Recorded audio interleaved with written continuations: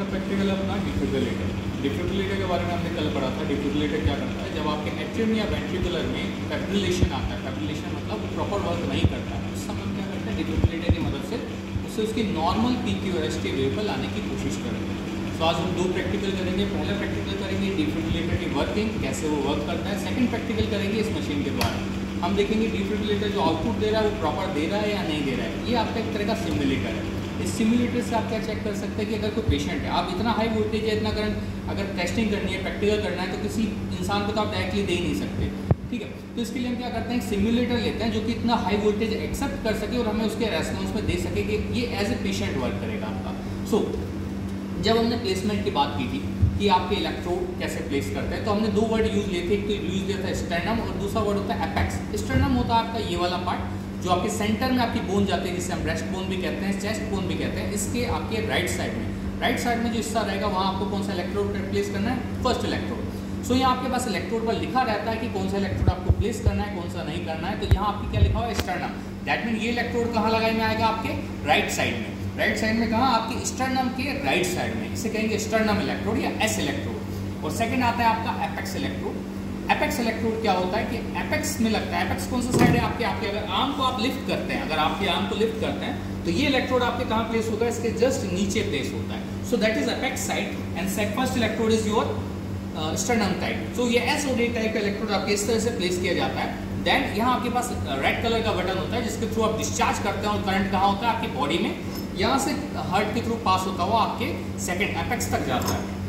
सो ये इलेक्ट्रोड की फंक्शनिंग होती है, इसको प्लेसमेंट होता है, किस तरह से हमें इलेक्ट्रोड को प्लेस करना है। सेकंड आता है इलेक्ट्रोड को मशीन के साथ कनेक्ट कैसे करना है। यहाँ आप देखेंगे तो आपके पास कुछ वायरिंग या कुछ प्लग्स आपको शो हो रहे हैं। या इस सॉकेट का एक स्पेशलाइजेशन होता है कैसे, यहाँ आपके पास एक दो आपके पास बड़े वायर है एंड कुछ छोटे छोटे वायर है। सेम इसी तरह का सॉकेट आपका कैसा होता है, यहाँ देखिए ये सॉकेट भी सेम उसी तरह है आपके पास, किस तरह से 2 बड़े पॉइंट्स हैं आपके पास एंड देन बाकी सभी आपके पास छोटे पॉइंट्स हैं। तो आपको भी क्या करना है, आपको ये जो 2 बड़े पॉइंट है इसके साथ सिंक कराना है, बाकी सारे छोटे पॉइंट खुद सिंक हो जाएंगे। तो सबसे पहले आप इसको क्या करेंगे, ये जो आगे पीछे मूवमेंट वाला हिस्सा है इसे पीछे रखेंगे, दोनों पॉइंट को आप इसके साथ कनेक्ट करेंगे। चूंकि ये बहुत ज़्यादा हाई वोल्टेज होता है, जैसा हमने पढ़ा था कितना 4400 वोल्टेज होता है, तो इस मशीन के साथ कभी गलती से भी मजाक मत करना, कभी गलती से भी एक दूसरे के साथ टच नहीं करना है। सो एक बार आपकी इलेक्ट्रोड प्लेस हो जाएंगे, प्लेस होने के बाद आपको गलती से भी इस मेटल प्लेट पर हाथ नहीं लगाना है। सो आपने इसको प्लेस करा कहाँ, अंदर। देन एक बार ये अंदर प्लेस हो जाता है तो इसको सिक्योर करने के लिए आपको इस पॉइंट को घुमाना रहता है। कब तक कि जब तक कि आपके कट की आवाज़ नहीं आती या फिर आपके ये दोनों डॉट आपस में मैच नहीं कर जाते, तब तक आप क्या करेंगे, इसे घुमाएंगे और घुमाने के बाद कट की आवाज़ के साथ ये सेट हो जाएगा अपने पास। सो इस तरह से हम क्या करते हैं, इलेक्ट्रोड प्लेस करते हैं। इलेक्ट्रोड प्लेस करने के बाद आपको दोनों इलेक्ट्रोड रखने पड़ेंगे। दोनों इलेक्ट्रोड रखने के लिए आपके पास जगह कहाँ है, यहाँ देखिए आपके पास साइड में प्लेसमेंट रहता है जहाँ आप इसे प्लेस कर सकते हैं। प्लेस करने के लिए अप टू डाउन, प्लेस करने के लिए up to down. So this is the installation कि आप इस मशीन को कैसे इंस्टॉल कर सकते हैं। पावर सप्लाई के लिए एक सिंगल पावर सप्लाई है जो आपके बैक साइड में जाती है, इसके थ्रू आप पावर सप्लाई दे सकते हैं।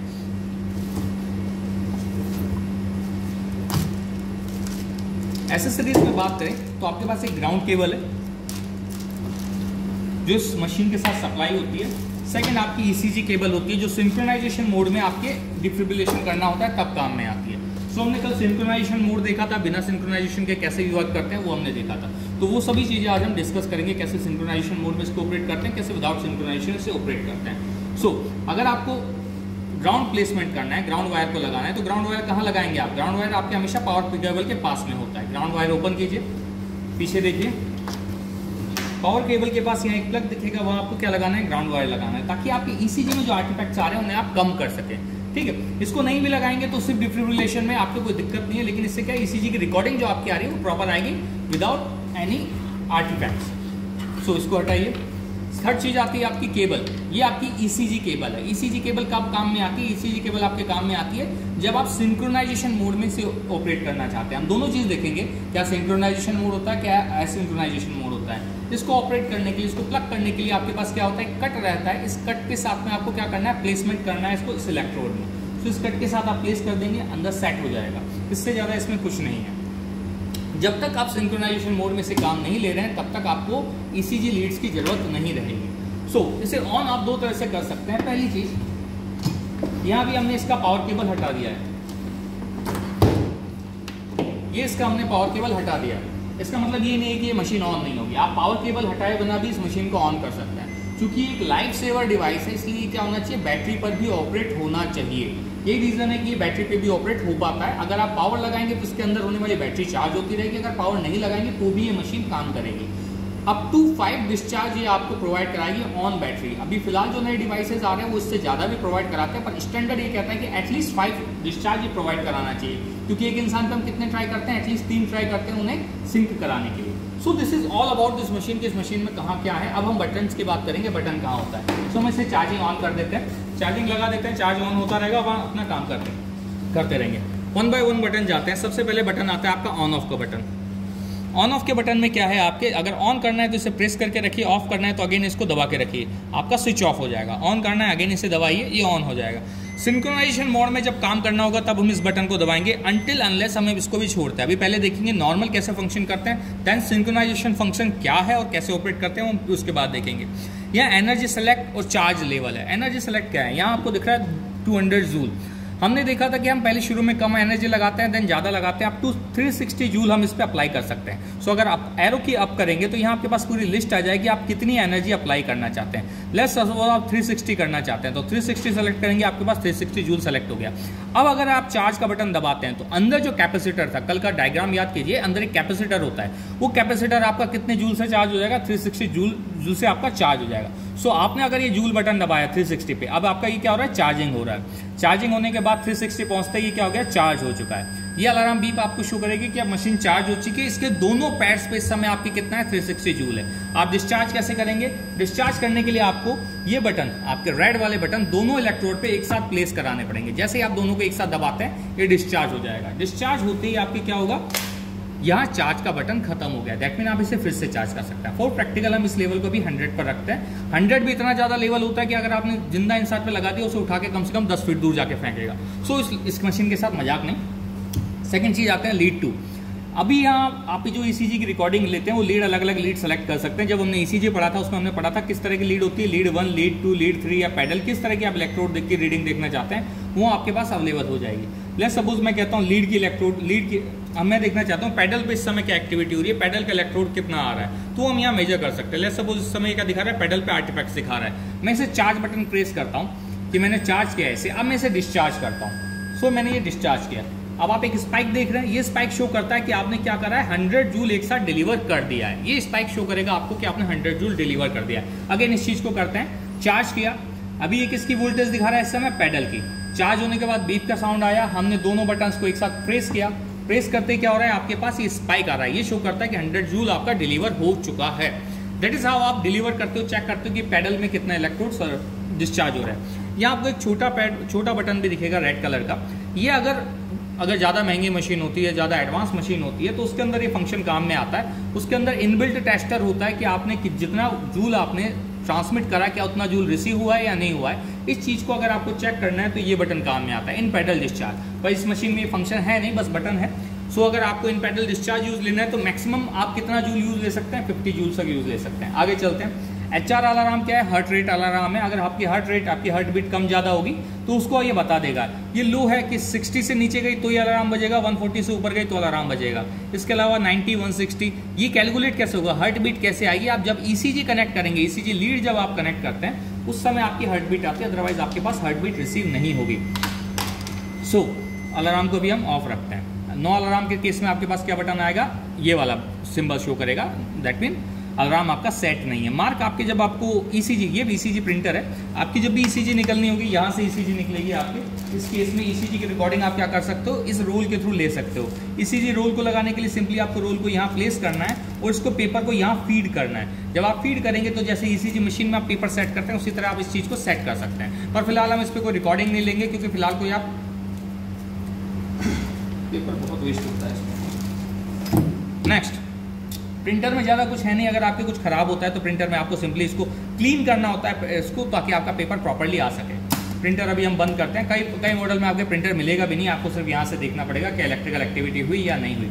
यहाँ ईसीजी का साइज आता है और क्यूआरएस वॉल्यूम आता है। ये चीज़ें जब हम ईसीजी मशीन पर कनेक्ट करेंगे तब हम देखेंगे, ठीक है। लीड सेलेक्ट बटन क्या करता है? लीड सेलेक्ट बताता है इस समय लीड 1 की एक्टिविटी ले रहे हैं, लीड 2 की एक्टिविटी ले रहे हैं या लीड 3 की एक्टिविटी आप रिकॉर्ड कर रहे हैं। उस चीज़ को जिसकी लीड की आपको रिकॉर्डिंग शो करनी है वो आप यहाँ से देख सकते हैं। जनरली हम लीड 2 को रखते हैं क्योंकि ये मोस्ट इक्विवेलेंट होती है आपके PQRST वेव के।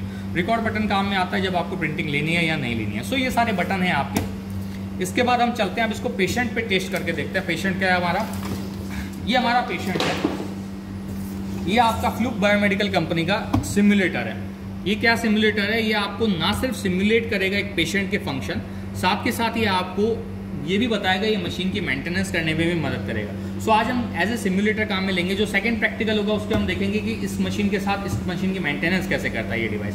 सबसे पहले आते हैं इसके पैड पे भी आप देखेंगे तो स्टर्नम और एपेक्स दोनों लिखा हुआ है। दैट मीन आपको स्टर्नम वाला इलेक्ट्रोड यहाँ प्लेस करना है, एपेक्स वाला इलेक्ट्रोड यहाँ प्लेस करना है। दीज आर रिमूवेबल, आप चाहें तो इन्हें हटा सकते हैं। क्लीनिंग के लिए हटाना कभी कभी जरूरी होता है क्योंकि आप इलेक्ट्रोलाइट जेली यूज लेते हैं, तो क्लीनिंग के लिए आप इन्हें हटाएंगे देन वापस इसे प्लेस करवा सकते हैं, ठीक है। ये दोनों इलेक्ट्रोड आपके हट सकते हैं, लग सकते हैं। यहाँ आपके पास ऑन ऑफ का बटन आता है, इसके थ्रू आप क्या कराएंगे? इसे ऑन कराएंगे। ये मशीन ऑन करा दी। अगर लाइट ऑन कराना चाहते हैं तो यहाँ लाइट ऑन का बटन है, और लाइट ऑफ करना चाहते हैं तो ये इसी बटन से आप लाइट ऑफ कर सकते हैं। मेन्यू सिलेक्शन के लिए ये कीज है, देन फंक्शन कीज यहाँ है। अब आपको इस मशीन के थ्रू चेक क्या करना है? आपको इस मशीन के थ्रू डिफिब्रिलेटर चेक करना है या ईसीजी मशीन चेक करनी है। लेट्स सपोज मैं ईसीजी फंक्शन की बात करता हूँ तो नॉर्मल साइनस वेव परफॉर्म करा रहा है। हम ये मान के चल रहे हैं कि इस समय पेशेंट क्या है? नॉर्मल है, ठीक है। हम उसमें कोई भी चेंजेस नहीं चाह रहे हैं। नॉर्मल साइनस वेव है, नॉर्मल साइनस वेव ही हम उसे रखना चाहते हैं। अगर ईसीजी को आप इसके साथ कैलिब्रेट कराना चाहते हैं तो आप ईसीजी फंक्शन ट्राई करेंगे। लेकिन फिलहाल हम क्या कर रहे हैं? डिफिब्रिलेटर को चेक कराना चाहते हैं तो कौन सा बटन आपको प्रेस करना पड़ेगा? डिफिब का बटन आपको यहाँ प्रेस करना पड़ेगा। डिफिब बटन को जैसे ही आप प्रेस करते हैं यहाँ आपके पास आ जाता है सेलेक्ट ए टेस्ट। आप क्या करना चाहते हैं? एनर्जी की टेस्टिंग करना चाहते हैं, सिंक्रोनाइजेशन की या चार्ज टाइम की। सो अभी हमें क्या करना है? सिर्फ ये देखना है कि ये अगर हम यहाँ 100 जूल सेलेक्ट कर रहे हैं तो क्या 100 जूल यहाँ एनर्जी आपके पास आ रही है या नहीं आ रही है। पहले हम ये देखेंगे, उसके बाद हम देखेंगे कि क्या सिंक्रोनाइजेशन मोड होता है, क्या एसिंक्रोनाइजेशन मोड होता है। सो एनर्जी मोड पे हम क्लिक करेंगे। एनर्जी मोड के बाद यहाँ आपके पास आ रहा है और वेव आपको क्या है सेलेक्ट करनी है या नहीं। लेट्स सपोज हम वेव सेलेक्ट करते हैं तो उसकी एम्पलीट्यूड यहाँ आपके पास शो हो जाएगा। वेव सिलेक्शन का मेथड है यहाँ कि एसिस्टोल क्या होता है? अगर आपके एसिस्टोल आ रहा है, सिस्टोल में अगर कोई दिक्कत आ रही है that is will go asystole. Normal sinus wave आपको लेनी है, नॉर्मल साइनस वेव आएगी। वीटेक आपको अगर वेंट्रिकल में टैकीकार्डिया आ गया तो उस केस में वीटेक आपको सेलेक्ट करना है। या डिफरेंट टाइप के आपके पास बीमारियां हैं जो दिल से रिलेटेड आपके पास हो सकती हैं, उन सभी दिल की बीमारियों को ये क्या करेगा? शो करेगा आपके एज ए इलेक्ट्रिकल पल्सेस। सो हम बात करते हैं वी फिब्रिलेटर ले लेते हैं, यानी वेंट्रिकल का फिब्रिलेशन हम चूज करते हैं कि वेंट्रिकल का फिब्रिलेशन हमें ट्राई करना है। सो हमने क्या करा कि फिलहाल ये पेशेंट है जिसमें कि वेंट्रिकल का फिब्रिलेशन आ रहा है। फिलहाल ये पेशेंट है जिसमें वेंट्रिकल का फिब्रिलेशन आ रहा है और इसको हम सेलेक्ट करेंगे वेव कन्वर्जन। वेव कन्वर्जन मतलब कि जब हम इस पे इलेक्ट्रोड लगा देंगे और हम इसमें एनर्जी पास कर देंगे उसके बाद क्या होना चाहिए? ये आपको नॉर्मल वेव देना चाहिए। तो हम इस बटन को दबाएंगे, आपके पास मेन्यू ओपन हो गया। देन आप सेलेक्ट करेंगे कन्वर्ट। कन्वर्ट का मतलब हो गया है कि ये हाँ क्या करेगा? आपके कन्वर्ट कर देगा। सो अब आप क्या करेंगे? दोनों पैड उठाइए,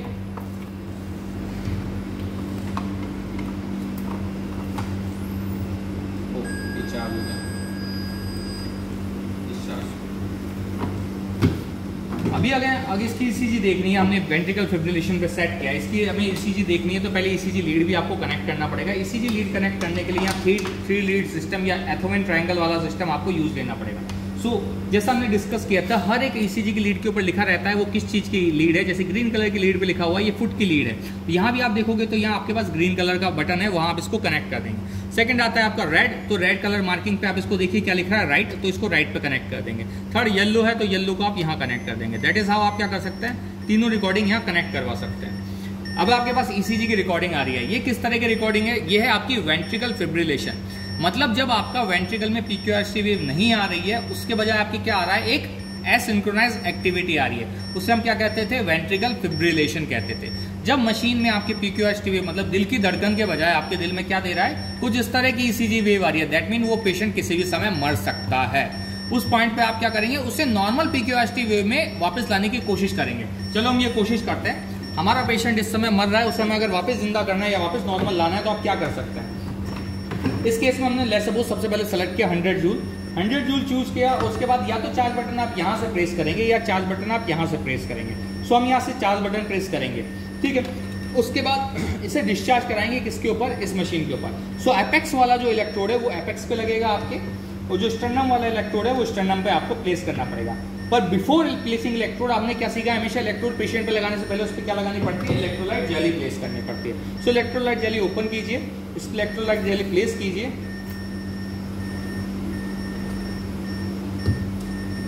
दोनों इलेक्ट्रोड्स को रब कीजिए ताकि इन पे क्या हो सके, प्रॉपर्ली जेली क्या हो सके, डिस्ट्रीब्यूट हो सके। आपका इलेक्ट्रोड प्लेस हो गया, देन इसको प्लेस कराएंगे स्टर्नम को स्टर्नम पे, एपेक्स को एपेक्स पर, दोनों को हमने इस पे प्लेस करवा दिया। देन अब यहाँ से चार्ज करेंगे, ये चार्ज का बटन है, ये हमने चार्ज कर दिया। अब मशीन की तरफ देखिए आप, रिकॉर्डिंग, ये क्या हो गया, चार्ज हो गया। अभी रिकॉर्डिंग वहीं रखना। जैसे मैं यहाँ से डिस्चार्ज करूंगा, द मोमेंट मैं डिस्चार्ज करूंगा, इसे एक इलेक्ट्रिकल शॉक लगेगा। कितना वोल्टेज हम उस पर सप्लाई होगा, 100 जूल। ये मैंने अप्लाई कर दिया। इसके बाद क्या पेशेंट वो हुआ, नहीं, इसका मतलब अभी भी वो वेंट्रिकल फिब्रिलेशन में है। लेकिन अगर मैं यहाँ से सेलेक्ट कर देता हूँ कन्वर्ट, कि भाई हाँ कन्वर्ट हो जाए उसकी एनर्जी। सो अगर पेशेंट वो होता है आपका वेंट्रिकल फिब्रिलेशन से बाहर आना होता है, तो जैसे आप डिस्चार्ज करते हो तो वैसे क्या होता है, कंटिन्यूस वेव आती है और वापस से आपकी PQRST वेव आने लगती है। दैट मीन अब पेशेंट आपका क्या हो गया, वेंट्रिकल फिब्रिलेशन से बाहर हो गया और वापस से उसकी नॉर्मल साइनस वेव आने लग गई है। सो अगर आपने देखा, अगर वो वापस नॉर्मल साइनस वेव नहीं आती तो क्या करता है, ECG रिकॉर्डिंग आपकी शो करती रहती है वेंट्रिकल फिब्रिलेशन, और अगर आपकी नॉर्मल साइनस वेव आ जाती है तो आपको यहाँ PQRST वेव शो होने लगेगी। PQRST वेव शो होने के बाद आपको इसके बाद आपको करंट नहीं देना है, इस चीज़ को ध्यान रखिएगा, अदरवाइज पेशेंट वापस से फिब्रिलेशन में जा सकता है। सो लेट्स सपोज, मान के चलो ये नॉर्मल साइनस वेव है। हमने क्या सीखा है कि वेंट्रिकल का, इसका डिफिब्रिलेटर का चार्ज डिस्चार्ज कब होना चाहिए, आपके आर वेव के साथ। ये जो आर वेव है, जब ये डाउन स्लोप पे जा रही हो, अप जाने के बाद जब ये वापस डाउन आती है, उस समय आपका क्या होना चाहिए, ये डिस्चार्ज का करंट उस समय आपके दिल को मिलना चाहिए। तो क्या आप इतने माहिर हैं कि एक साथ इसे डिस्चार्ज करा सकें? लेट्स सपोज हम ट्राई करने की कोशिश करते हैं कि आर वेव के साथ इसे डिस्चार्ज करवा सकें। थोड़ा और पार्ल से ले जाइए उसे। हम कोशिश करते हैं इसको डिस्चार्ज कर सके। सो हमने क्या करा, प्रेस करा बटन। एज सून एज हम प्रेस करते हैं, ये देखो क्या हुआ, आर वेव शुरू होते समय ही करंट लग गया, बल्कि ऐसा नहीं होना चाहिए था। किस समय होना चाहिए था, जब आर वेव डाउन जाए उस समय आपकी वोल्टेज आनी चाहिए थी। सो आपकी ह्यूमन बॉडी इतनी ज्यादा एक्टिव नहीं होती है कि आर वेव के साथ उसे सिंक्रोनाइज कर सके। सो इस केस में हम क्या बटन काम में लेते हैं, हम इस केस में बटन काम में लेते हैं सिंक्रोनाइजेशन का बटन। सो जब हम सिंक्रोनाइजेशन का बटन यहाँ प्रेस करते हैं और सिंक्रोनाइजेशन ऑन हो जाता है, तो कोई मतलब नहीं है कि आप किस समय डिस्चार्ज कर रहे हैं। ये देखिए एक अब आपके ऊपर डैश शो होने लगा है। ये क्या करता है, ये आर वेव डिटेक्ट कर रही है मशीन। जो आपने ECG लीड्स लगाई है, इन ECG लीड्स के थ्रू क्या करेगा, ये आर वेव को डिटेक्ट करेगा और ये पेशेंट को तभी इलेक्ट्रिकल शॉक देगा जब आपको आर वेव डिटेक्ट होगी। सो लेट्स सपोज 100 जूल है, तो मैंने इसको फिर से चार्ज कर दिया। 100 जूल मुझे डिस्चार्ज करना है, तो मैंने बटन प्रेस कर दिया। कब, कभी भी प्रेस कर दिया। लेकिन ये कब डिस्चार्ज हुआ, अभी देखो एग्जैक्ट आर वेव पे ही आपके डिस्चार्ज हुआ है। ठीक है, ये फायदा होता है सिंक्रोनाइजेशन का। आप कभी भी बटन प्रेस करें, रैंडमली कभी भी आंख मूंद के प्रेस करें, ये हमेशा डिस्चार्ज कब होगा, आर वेव पे डिस्चार्ज होगा। यही हमारा यूज था, यही हमारा फंक्शन था। लास्ट टाइम क्या था कि हम कभी भी बटन दबाएं, डिस्चार्ज हमेशा ये आर वेव पर होगा। तो ये सिंक्रोनाइजेशन फंक्शन का काम होता है, ये आर वेव के साथ सिंक्रोनाइज करता है और आपके पेशेंट को इलेक्ट्रिकल करंट कब देता है, जब आपकी आर वेव आती है। So these are the function कि इस मशीन को सिंक्रोनाइजेशन मोड में कैसे ऑपरेट करना है, उसका क्या फायदा, या इस मशीन को विदाउट सिंक्रोनाइजेशन ऑन करना, यूज करना है तो कब करना है। अब मुझे बताओ, अगर सिंक्रोनाइजेशन मोड में ज्यादा बेटर है तो हम एसिंक्रोनाइज मोड क्यों काम में लेंगे? जब हर बार आपको आर वेव पे करना है तो आप एसिंक्रोनाइज मोड कब काम में लोगे? लेट्स सपोज आपके एट्रियल डिफिब्रिलेशन आया।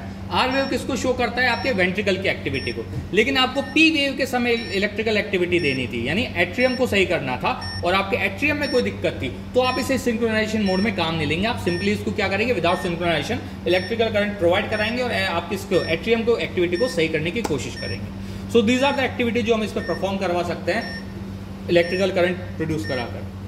सो यहाँ अपना पहला प्रैक्टिकल खत्म होता है, जो है आपका क्या, डिफिब्रिलेटर को यूज लेना प्लस इसके बेसिक फंक्शनिंग के बारे में जानकारी लेना। सेकंड प्रैक्टिकल हम करेंगे कि कैसे हम इस मशीन की टेस्टिंग करते हैं, कैसे इस मशीन की टेस्टिंग नहीं करते हैं। ठीक है।